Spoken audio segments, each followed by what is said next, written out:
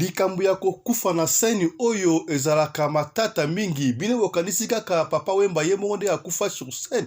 Oui, Papa Wemba akufa sur scène ya musique, kasi ndeko Benoît pe akufi bongo sur scène esalami na France epesi pasi na 10e arrondissement.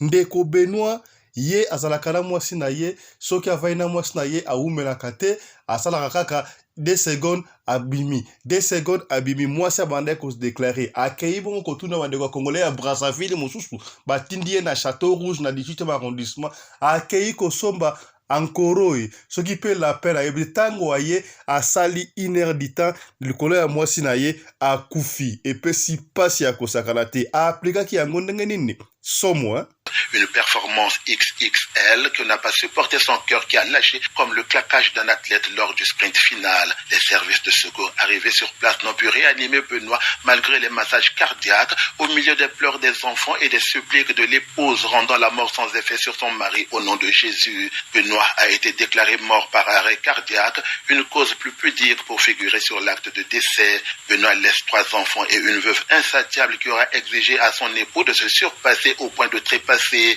C'est aussi cela le sens du devoir d'époux. Bakangi babandi armé na Goma. Joli coup de filet pour la police na biso côté ya Goma kuna. Ils sont au nombre de 4, ces présumés voleurs à main armée, présentés ce jeudi 4 mai 2023 à la 34e région militaire. Ils ont été interceptés avec leurs armes de marque AK-47 vers 2 heures du matin à Kiziba 2 dans le groupement Moudja, notabilité Mouigirwa. Parmi ces 40 voleurs figurent les nommés Bahati Ibra, Bazibouré Innocent, Imani Akilima et Yvonne Kitumaini qui avaient la garde des effets volés dans les maisons des paisibles citoyens. Lobaka kasi yaka na République démocratique du Congo mona bikamu ici awa tozali na Kinshasa bandeko bourgmestre ya commune ya Kalamu bitumba ena batu ya aner ya Kalamu ayayi komenanse bango na singata basali réplique tala sika boye ba aner bazali ko salisa bourgmestre ba physique éducation physique ba bangite bourgmestre azali bongo représentant ya chef de l'état na commune Antoine Mboka oyo. Les gens là prennent le bourgmestre, le punissent. C'est physique. L'État. Bourgmestre représentant chef de l'État à la commune. La fonction de l'État. Le manque de rapport sexuel peut avoir des effets sur la santé physique et émotionnelle d'une personne, mais il est important de comprendre que ces effets varient selon les individus.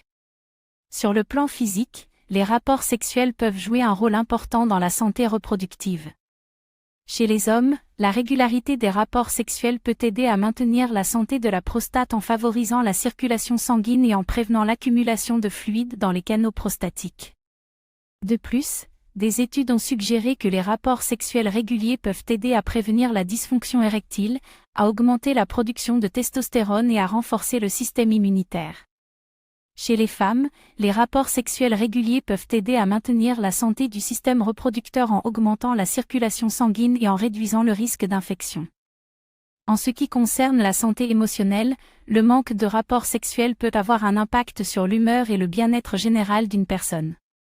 Des études ont montré que les rapports sexuels peuvent aider à réduire le stress et l'anxiété, à améliorer l'humeur et à renforcer les liens affectifs avec le partenaire. Le manque de rapports sexuels peut donc causer des sentiments de frustration, d'isolement et de tristesse, ainsi que des problèmes de confiance en soi et d'estime de soi.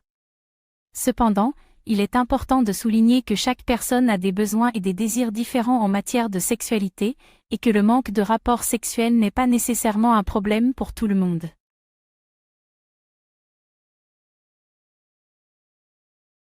Radio Collectivia Fiston, tous s'abonner massivement, c'est validé. Mobali mbinga na mwina ngolo aboya hydroquinone soki ezotambola basheri bazokoya mayanga na retrouve douce tendresse affection epana yo nasalelo nini mpo ndimake na kupendaka sana shitakwacha pelende wenjoro. Pour l'habillement des classes de vos enfants, pour l'élégance de vos enfants, désormais, visitez le magasin Little People Shop chez Mama Charlotte Caputo. Little People Shop chez Mama Charlotte Caputo, la bière officielle de vos enfants. Awa et pas Mama Charlotte. mwana mboka bomona ke bana mboka congolaise tala biloko ya kosala epa bapaya atieli biso bilamba banda de 0 à 3 mois yango oyo so toye awa de 6 à 9 mois toke wana de 9 à 12 ans toza na nyonso bana mibali na bana basi so toye awa bomoni oya bana basi ndenge mwana azopusana toza lokola wato yene 8 ans ti komata yango yawa koto yo nde makambo mwana azobima ndire ministre ya bataille nyonso yango oyo basamuel bachuchu yango oyo abika latisa bana oyebi ndenge tobutaka elengi tala bafeste bana mwana bimi na fete bato bakomobanga soki olingo somba biloko oyo omoni ke olingo sepelisa mwana na yo kodeplace na yo te okotika na internet okomona adresse na biso yango wana. Little People Shop chez Maman Charlotte Caputo. Adresse Edenval, Greenstone Shopping Center, shop numéro L119. Téléphone 011 52 46 366. À Jamestown, nous sommes sur Meyer Street 183. Jamestown Town, Johannesburg, shop numéro 5. Téléphone 082 324 85 22. Place nyonso zali benga biso kotaka ligne benga biso teotiko bilamba tina ndako. Little People Shop toza na bilamba ya bana ya qualité olingi osomba kota na website na biso retrouver biso na Facebook toza online pe soko osomba partout na Afrique to délivrer bino na ba Korea na biso préférence ya malamu ya original. Donc, c'est la livraison à domicile. Little People Shop met à votre disposition l'achat en ligne. Allez sur Tekelote, tapez Little People Shop. Choisissez l'article de votre choix. Il vous sera délivré jusque chez vous à la maison. Mais aussi, allez sur Zando, tapez Little People Shop. Choisissez l'article de votre choix. On va vous le délivrer jusque chez vous à la maison. Visitez notre Facebook page, Little People Shop. Little People Shop, ya biso moko. Little People Shop, ya bana mboka. Mbote na bino bandeko balandi ya Radio Lokole Télévision bisika nyos to bozwami. Merci na confiance pe fidélité bu pesaka na programme oyo Radio Lokole masolo et pai wapi to beta kama solo pona konuire batute kasi pona kosunga communauté na biso africaine en général, particulièrement ya biso batu ya Mangala. Kombo na ngai Fiston Pelende tata ya Sedek. Ndeko ceux qui sont déjà abonnés na chaîne na biso merci, mais kolembate il faut toujours au partageaka ba émission ya Radio Lokole, ba émission ya papa Fiston Pelende dans ba groupe WhatsApp, Instagram, Imo, tindela bandeko, tuna papa, mama, vous déjà abonné papa Fiston, on a noté s'abonner pour kuna masolo ya kitoko ezalaka vraiment. Soki aux appels dans l'abonné, il faut toujours s'abonner. Pasi ya kosakala te muto akufi na 18e na 10e arrondissement na Paris pona akufi likolo ya mwasi makambu oyo yepa akufi wa sene to betela ngo peka masolo mais yambo to betela ngo lisolo bandeko tika to développer oyo bo kibongo na sommet information na biso na Radio Lokole to lobito la au milieu du village quand il y a quelque chose du bien to kumisaka joli coup de filet pour la police na biso à niveau ya Goma batie maboko na 4 bandits à mer mais 3 mibali na mwasi moko il paraît baza circuit moko ya 40 personnes bakoyi na bango mwasi o bali komona wana yeso ki bakiko yiba biloko bayibaka bayako buma pana kasi biloko ni bayibi biloko ya pamba bandeko ba matela ya pamba oyo na quelques objets pasi tala sikoyo yo yiba matela na ba minduki. Ils sont au nombre de 4, ces présumés voleurs à main armée, présentés ce jeudi 4 mai 2023 à la 34e région militaire. Ils ont été interceptés avec leurs armes de marque AK-47 vers 2h du matin à Kiziba 2 dans le groupement Moudja, notabilité Mouigirwa. Parmi ces 40 voleurs figurent les nommés Bahati Ibra, Bazibouré Innocent, Imani Akilima et Yvonne Kitoumaini qui avait la garde des effets volés dans les maisons des paisibles citoyens. Ils sont en possession de biens volés dont des matelas, 2 chaises et 7 téléphones Android. Le porte-parole de la 34e région militaire, le colonel Guillaume Ndjike Kaiko, y revient. Déjà la population a compris que c'est peut-être à tort qu'on acquise les forces armées de la République démocratique du Congo. Chaque jour que nous mettons la main sur ceux-là qui insécurisent notre population, on constate que ce sont nos frères avec qui nous vivons. Donc la population a intérêt, n'est-ce pas, à dénoncer ceux qui vivent avec elle tout en détenant des armes. Parce que ces armes-là sont un danger non seulement pour les détenteurs, mais aussi pour tous ceux qui sont, tous ceux qui habitent, n'est-ce pas, avec ces criminels. Donc la population a intérêt, n'est-ce pas, à collaborer avec les forces de défense et de sécurité de manière à ce qu'on puisse mettre tous ces fameux bandits hors d'état de nuire et que notre population puisse vaquer librement à ses occupations. La vigilance est recommandée à toute la population pour la sécurisation de la contrée. Rappelons que ce coup de filet intervient au lendemain de la parade du commandant de la 34e région militaire, le général-major Bruno Mpezo. Totika Goma tozonga bongo na Kinshasa bandeko makam otomona na mokili sala makaka na Congo démocratique. Soki tolobi ambassadeur azali nani? Ambassadeur azali représentant ya chef de l'État moko songolo na pays moko pakala. Gouverneur azali nani? Gouverneur azali représentant ya chef de l'État na province moko songolo to pakala. Bourgmestre azali nani? Bourgmestre azali représentant ya chef de l'État na commune moko songolo. Azali mokonzi ya mboka. Mais o esala imbongo na commune ya Kalamu wodi melangai bandeko to yebiti to kobenga yango nini. On ne sait pas qu'est-ce qui s'est passé entre bourgmestre ya Kalamu na batu ya Aner ya district na ya Kalamu bureau na ya Kalamu wana. To moni bourgmestre de momona wana koti azo ko menacer bango na yebiti so azo gangela bango nini. S'il y a quelque chose qui n'a pas compris, on ne sait pas. To comprendre te babana ko banga bourgmestre mais tangu sikabwe na yebite ordre udaki wapi. Qu'est-ce qui s'est passé? Tango basali réplique pas bourgmestre ndimela ngai bourgmestre azongi classe d'éducation physique ba fuka mesi bango bomo na ba tunoyona ba ale ko sasa bango physique allez denda ningala tala bourgmestre bazo ningisa ba yo chef de l'état butu ya Aner osa isa ba physique boy et pesi pasi vidéo oyo tozu yango et pas à confondre avec so journaliste d'investigation Peter Tolanda. C'est-à-dire, je suis dans mon bureau, mais une vidéo me fait froid au dos.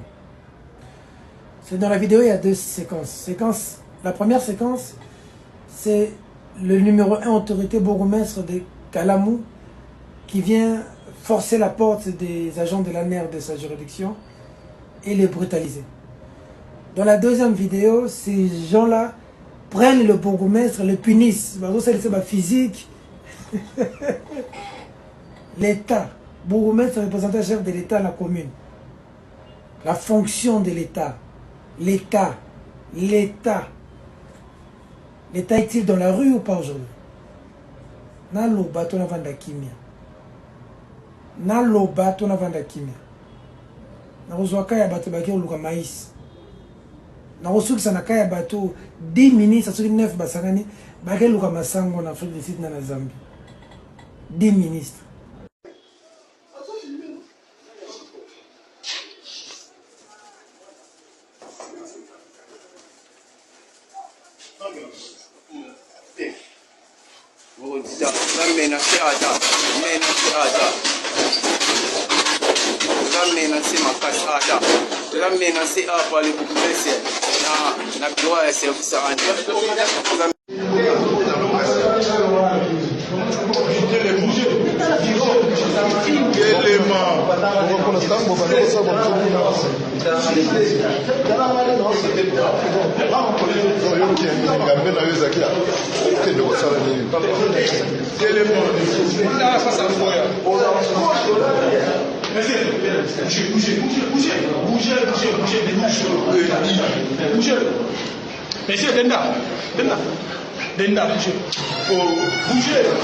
Tokobeta sika bolisolo bandeko tambola na mokili omona makambo ya sakabino kokufa na scène ezaka ya ba musique te ezaka nini te action nyonso to okufi nango ezali sur scène tolakisaka bino papa moko akufaka sur scène je crois na Kingabwa l'hôtel mona Kingabwa papa moko azaki autorité consort mais tout monde na kate ezaka akufaka na ndumba moko boye sika boye tokei na Paris bandeko likambo epesi pasi ya kosakana mingi te pasi ya kosakana te ndeko mobali kombo na ye Benoît tokotya elongi na ye te tokotya elongi na ye te me boyoka kaka lisolo me tobengi kombo na ye bandeko ya Congo Brazzaville bayebi yango ndeko oyo azali congolais ya Brazzaville avandaka bongo na 10e arrondissement na France na Paris azali na bana misatu na mwasi na ye ndeko Benoît boyebi ya misala biso zwaka libanda ba misala komemba carton ba misala ebele beya makasi pona kaka kolesa ye mwasi yango na bana sikota ekomaka na masolo ya papa na mama na butu okomona elle moko ezalaka normal papa lembi na ye akobetaka ya ndiwan atiki to pa beti na ye te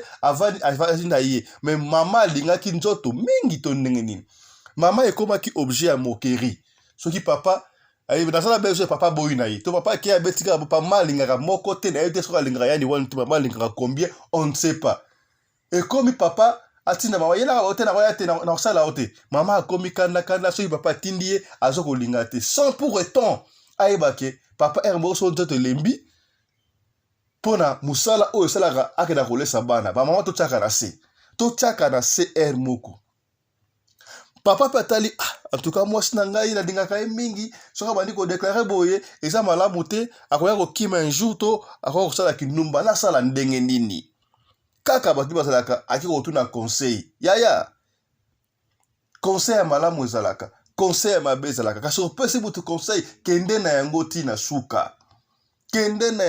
suka bandeko na ye bakamarade na ye bayebisi non kende kaka na Château Rouge wana na 18e arrondissement batu ya Paris bokomi Château Rouge ezalaka na 18e arrondissement tozoko ya kokutana bino kala mingi te wana akei toyebi te soki papa na biso Benoît batekelaki ekisi nini encore lapin to nini on ne sait pas parce que mikolo ezaka bareke encore na malapin yaya bambomaka nzoto avant bima yo ambome to te mwana na biloko kwa ambome na mutuka tala mbila kweli bino to mona kia ondeleki ya kuna bapesi ye biloko ya nzoto to yebiti bapesi ye biloko ya banani ya ba congolais ya Brazzaville ya ba congolais ya Kinshasa ya ba camerounais ya ba malien ya ba ndibu to yebiti papa bapesi ye biloko ya nzoto aye nango heureusement ye shiko mbila telemisaki ye te akomi na ndaku ambome pe normalement ndenge esalamaka papa siko mama pe siko akoyeba ngai balie pe lesu normal sikoyo mama pe yalinga soka ale biloko ya ndaku alingaka pe kaka na butu chaque butu faliaka papa bilolo pe yo koyeba ngai yawa tangu babandi wana papa mesina osala ka meti mukie soki il miso de mita silisi mais papa pendant maman ba kendati 1 heure du temps maman bi qu'est-ce qui ne va pas voilà papa yo pendant faut boyer maman pendant sepela les mebino voilà tangu 1 heure du temps ekoki maman sentit que non mouvement papa était lemi mouvement était boyenen a bouger boyer papa komi kilo a boire papa boy papa a sali arrêt du cœur et puis si passe entre parenthèses na ba uti ko tina ngaba film moko ya muke vidéo moko ya muke pa ya mama mama Charlotte Caputo la dame de fer sponsor officiel de la chaîne Oyo soki mutu asali arrêt cardiaque kokene midira 14h uzuka liboko na ye au moins serait maboko kabwana mbali wana beta yango ka wana moko ka beta na liboko à gauche musa beta na liboko à droite au moins na mutu c'est pourrait que azongela bo moi vidéo yango sur le cœur na sabino tande basa bona sabino de basala yango papa sali arrêt cardiaque maman ebita ko sala nini papa a bougé bo rien ba bengi ba pompier ba ambulance yi tango ba yé déjà wana batali bo monsieur Benoît était déclaré mort à Koufi sur scène to ebité monsieur Benoît a message na makambo wana te alegisa ki dose to sala ki nini po boye biso actuellement ko wana wa sa kalokola ba misisa etelemi ki sensation nyonso tout elimwe ya na besoin plaisir te kaka se pelisa mama likolo ya ko se pelisa mama papa Benoît akufi histoire vraie ndeko et ça la bongo na France na Paris 10e arrondissement et le giti na ba journal na Brazzaville partout yo kana no audio ndenge kaka elekaki na journal et bongo tozonga landa ndeko. Dans les titres en France, un homme originaire du Congo-Brazzaville est décédé mercredi à Paris en plein ébat sexuel. Critiqué par son épouse qui minorait ses performances de mâle, l'homme a eu recours à un aphrodisiaque qui a provoqué son arrêt cardiaque. De Paris, la correspondance de Benoît Bikindo. Il se prénomme Benoît et habitait le 10e arrondissement de Paris. Ce Congolais de 45 ans a succombé à une crise cardiaque alors qu'il remplissait son devoir d'époux envers son épouse. C'est justement pour mieux assumer son devoir que Benoît a trouvé la mort. Ses performances au lit ne trouvaient pas l'assentiment de son épouse qui se plaignait toujours autant de la précocité de son mari dans l'atteinte du point G que de la brièveté dans la consommation de l'acte quelques minutes à peine. Benoît était devenu la risée de sa femme qui se moquait de ses performances à minima. En voulant s'assumer à la hauteur des exigences de son épouse, Benoît avait demandé conseil à des amis qui l'orientèrent au marché du métro Château-Rouge dans le 18e arrondissement de Paris. Là, des jeunes Congolais des deux rives proposent des produits aphrodisiaques au nom évocateur quant à leur effet. Bien sûr que le produit acheté à Château-Rouge a été un véritable remède de cheval, car en ce jour fatal, l'homme qui tenait à peine 10 minutes a ramé une heure durant sans atteindre le nirvana, a raconté son épouse. Une performance XXL que n'a pas supporté son cœur qui a lâché comme le claquage d'un athlète lors du sprint final. Les services de secours arrivés sur place n'ont pu réanimer Benoît malgré les massages cardiaques au milieu des pleurs des enfants et des suppliques de l'épouse rendant la mort sans effet sur son mari au nom de Jésus. Benoît a été déclaré mort par arrêt cardiaque, une cause plus pudique pour figurer sur l'acte de décès. Benoît laisse 3 enfants et une veuve insatiable qui aura exigé à son époux de se surpasser au point de trépasser. C'est aussi cela le sens du devoir d'époux. Ne dit-on pas jusqu'à ce que la mort vous sépare. Au moins, mon homonyme sera mort à la tâche. Ah, Binomoro Boyoki, Papa Benoît pour la performance. Un père, ça a 45 ans. Papa Benoît, 45 ans. Père de 3 enfants, na moi sinaye. Tala sika bana batikali ba orphelin pour rien likolo nini likolo mama lingaki makembese oyo mwasi ya ndenge nini oyo toloba nini nana bomisi Papa Benoît mwasi na ye to bato batekelaki ye ce système batekelaki ye nini to ebite batekelaki ye la paix batekelaki ye ba Congolais Brazzaville batekelaki ye ya bandibu batekelaki ye ba Sénégalais to ya banani po bato na bato bazakana ba plan na bango tala sikabo epesi pasi ya kosakana te siko koloba nini etika eloko ya soni po na bana papa na bina kufaki sur scène kutu bana ya Wemba na papa bana ya papa Wemba bazaka tête haute papa na bisa kufa sur scène na musique yemoka lobaka yango nazomona comme je suis en train de planer avec mes fans Tina Kufu je veux partir sur scène na lobaka yango akufa sur scène lelo ata moi staye mama Amazon asana honneur que moi mobile nanga kufa na musala na ya musique siko bana Benoît bazanene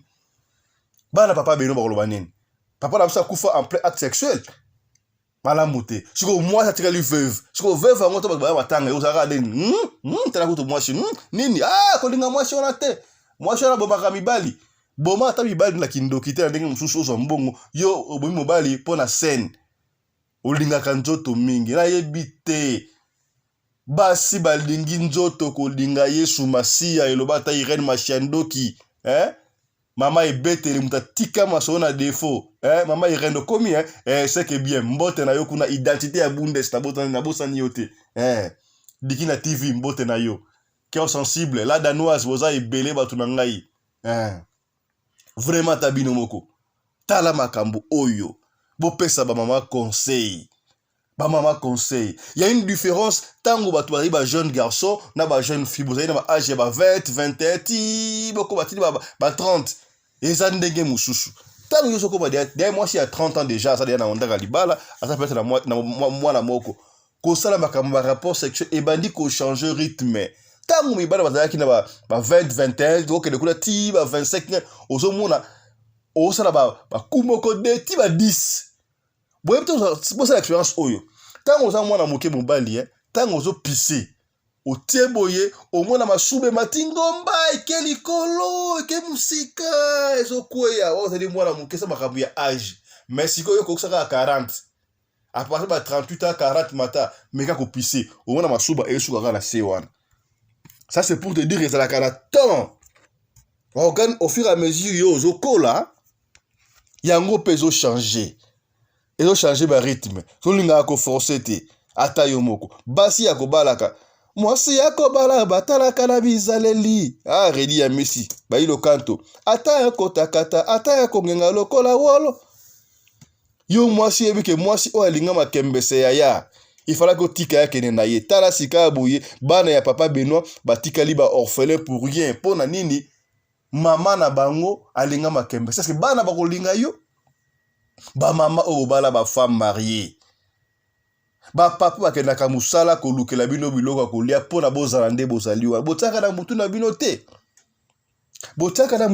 te boyebi entre parenthèses là c'est la solo moko boye pona afato silisa et ça là na parquet à Kalambu je crois na parquet à Kalambu wala biso sta kisasa boyebi ceux qui audience ezali nango apekisaka batu te au kota na yo monsieur za rassure comme ça ezate au koti wana pona se distraire. Si on avait raté, biso kila ça ina parquet à Kalambu kuna to kota boye kuta na procès moko boye papa moko wana ko sala na onatra. Papa wana sera à l'époque ba ko pesa ba kondima ba ko pesa ba ngoso isaka loso bidon ba foot 5 litres ba blo to apesa wana. Azaki na bana na ye nanda ko mwasi na ye na bana soki 5 ya bana ya ba kola ki déjà ba jeune fille. Bon jeune fille na ye avant dernier zaidi na 22 23. Azaki na camarade na ye. Nzoka papa ko mana camarade ya moi na déjà ba 23 wana. Mwasi na ya ko sakanate. Siko mama c'est la rabiloko ya ndako chaque mois ba boni 2 mois 3 mois biloko zo yate. Mama ke na musala ki otuna nen ba pesa asumba na biloko te po ba 5 ba pesa asumba biloko te. Ba bitete ko na ko pesa ki otana mukonzi wana. Oh. Mama bitumba na papa ko to pesa ka subilo te biloko ke ka wapi na ko yeba lelo tiba ko timbela ka bu oh. Balanda papa nzoka papa ba piquer pour wana ke na pas camarade à moi na ya zuna ndako na Victor Rwanda. Maman ga ofu dans la parquet oui parce que moi ça dans ofu dans bal na ye ata moi na ya ga ofu na sko jeune fille wana moi la elle camarade ya moi na ye 23 ans ba ke ko samba ba bengi sko papa yo koma yo biloko ba pesa ka na musala ole mananda kuna yo oso papa makangu na yo oui c'est normal pour moi na oyo apesa nga nzoto kotoka pena soki ozana mwana oyo yo otoki nzoto mobimba mena mama koko oyo mama oyo 40 45 ans oyo so nazana ye avant na yeka ekole bemba sala keloko moko te so na kepa mwana ya mukeo ngana toki nzoto mobimba alors monsieur le juge ata yo moko o condamné ngai te na pesa ka mwana oyo muke to kata ina ko seka na tribunal biso na juge na biso na sekate to seka. Voilà, c'est un peu ça. Donc, maman totaka na se.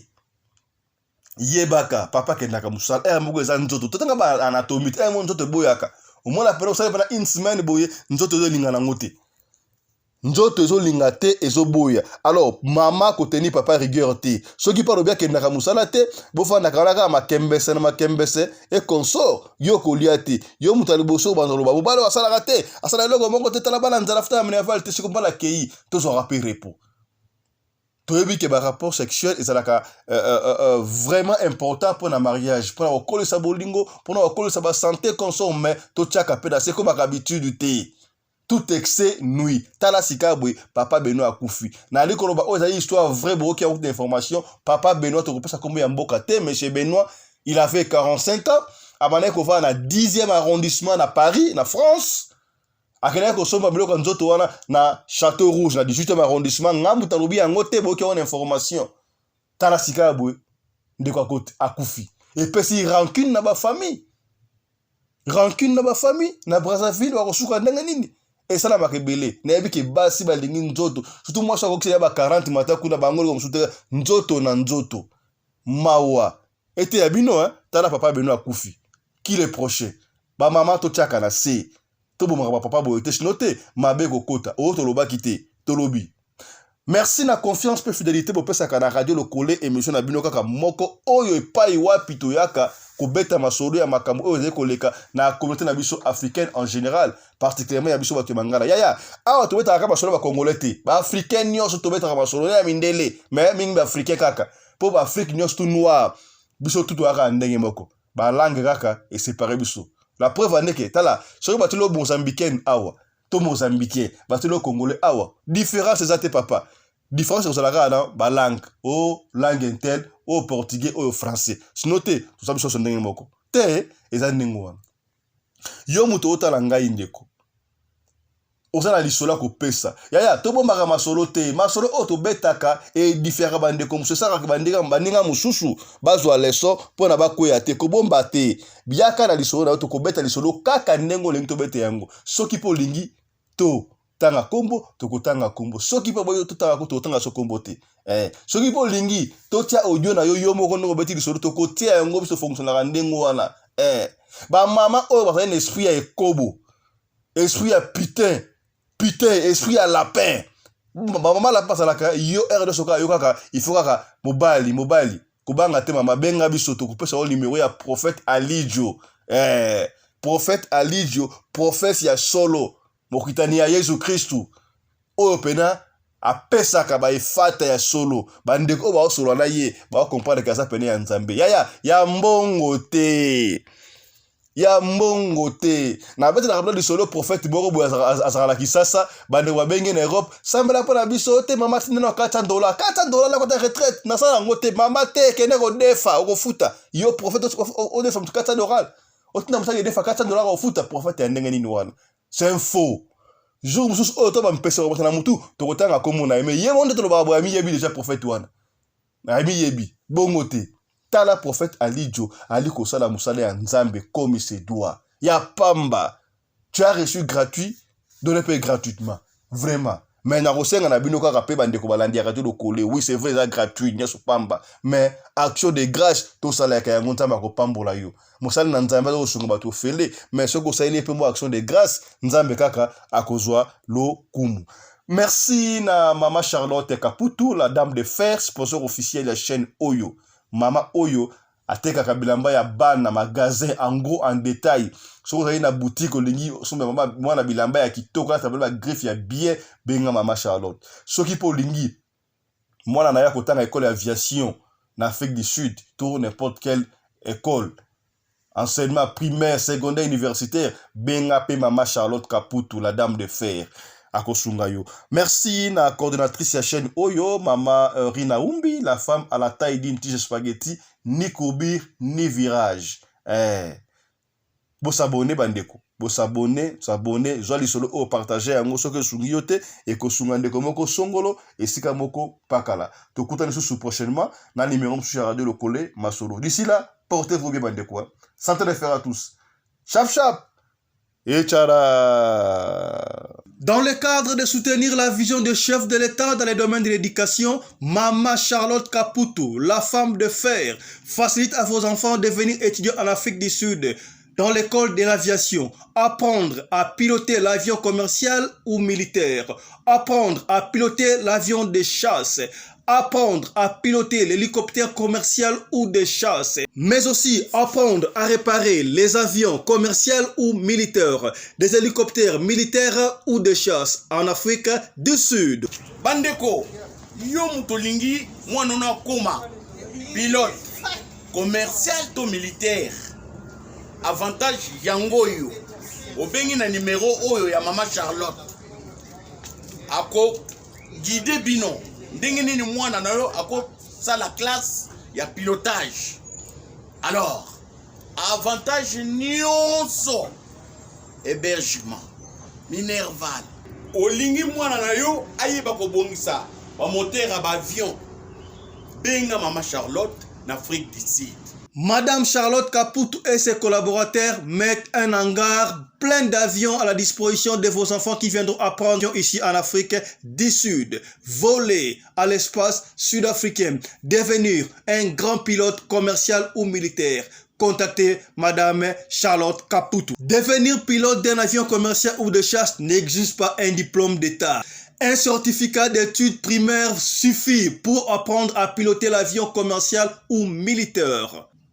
Les appartements confort pour accueillir vos enfants lors de leur séjour ici en Afrique du Sud. Piscine, salle de bain, salle à manger, cuisine, lavabo, tout pour accueillir vos enfants. I stayed here from 1 year ago. People coming from Congo, you're very welcome to come here in South Africa. It's a Mama Charlotte space, very beautiful accommodation. They take very good care of us. Bino batu boyebi anglais te. Alobi boye.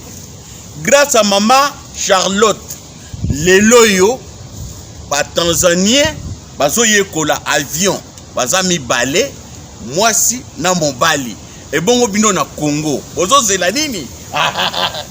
Pour tout contact, appelez-nous au plus 27 82 32 45 522 ou encore contactez Radio Lokole Télévision au plus 27 61 88 58 455. Papa, maman, mwana noya koyekola kopusa avion militaire pe commercial, hélicoptère militaire pe commercial, kaka na certificat d'études primaires.